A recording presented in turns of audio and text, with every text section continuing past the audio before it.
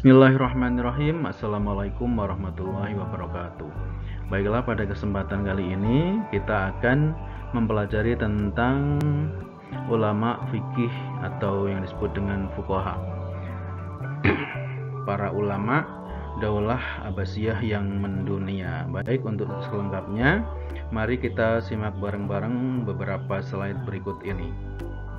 Namun sebelumnya mari kita membaca basmalah bersama-sama terlebih dahulu. Bismillahirrahmanirrahim.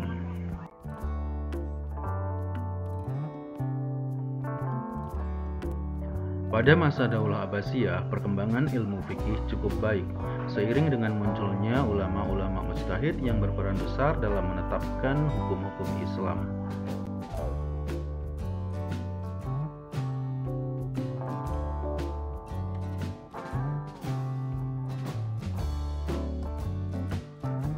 Di antara ulama fikih yang populer saat itu dikenal dengan sebutan Imam Madhab.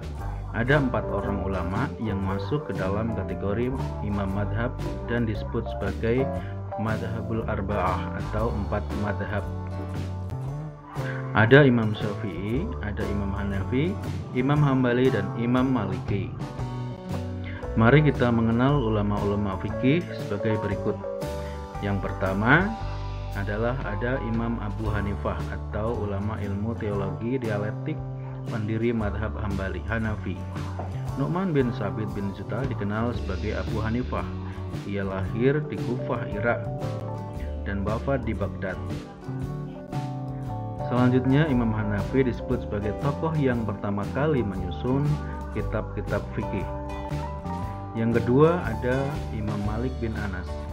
Beliau adalah seorang mufti di Madinah dan pendiri madhab Maliki. Nama lengkapnya adalah Malik bin Anas bin Malik bin Abi Amir bin Amir bin Al-Haris bin Ghaiman bin Sa'il bin Amir bin Al-Haris Asbah. Ia dilahirkan di Madinah Al-Munawwarah pada tahun 93. Imam Malik menerima hadis dari 900 orang guru, 300 calon tabi'in dan 600 dari tabi'in. Imam Malik belajar di Madinah dan menulis kitab Al-Muwatta yang disusun selama 40 tahun dan telah ditunjukkan kepada 70 ahli fikih di kota Madinah. Kitab Al-Muwatta berisi 100.000 hadis yang diriwayatkan oleh lebih dari 1.000 orang, dan yang paling masyhur adalah riwayat dari Yahya bin Yahya Al-Laisi Al-Andalusi Al-Mashmudi. Karya-karyanya antara lain Al-Muwatta yang berisi hadis-hadis serta pendapat para sahabat dan ulama tabi'in yang membahas tentang ilmu dan hukum-hukum agama Islam. Kitab ini ditulis atas anjuran dari Khalifah Al-Mansur, Al-Usul As-Saghar, Risalah fil Aqiyah, dan Risalah fil Qadar. Pengikut madhab Imam Malik yang terbanyak terdapat di Tunisia, Tripoli, Maghribi, dan Mesir. Imam Malik menderita sakit selama 22 hari, kemudian 10 hari setelah itu ia wafat. Sebagian meriwayatkan Imam Malik wafat pada tanggal 14 Rabiul Awal pada usia 87 tahun. Yang ketiga ada Imam Syafi'i atau pendiri madhab Syafi'i. Umat Islam sangat beruntung memiliki ulama sekaligus perawi hadis yang sangat disegani. Dialah Imam Syafi'i. Saat usia 9 tahun, seluruh ayat Al-Quran dihafalnya dengan lancar. Bahkan ia sempat 16 kali khatam Al-Quran dalam perjalanannya antara Makkah dan Madinah. Setahun kemudian, isi kitab Al-Muwatta karya Imam Malik yang berisi 1720 hadis pilihan juga dihafalnya tanpa cacat.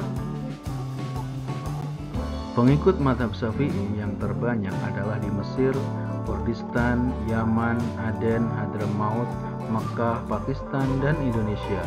Imam Syafi'i wafat di akhir bulan Rajab pada tahun 204 Hijriah dan dimakamkan di Mesir. Dan yang keempat ada Imam Ahmad bin Hambal.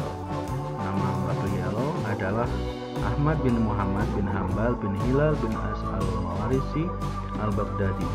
Beliau lahir pada bulan Rabiul Awal tahun 164 Hijriah di Baghdad.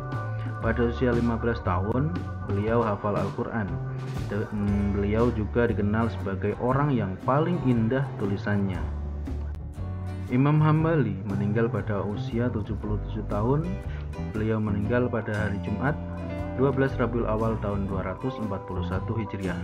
Dalam proses pengaburannya dihadiri oleh 800.000 orang pelayat lelaki dan 60.000 orang pelayat perempuan.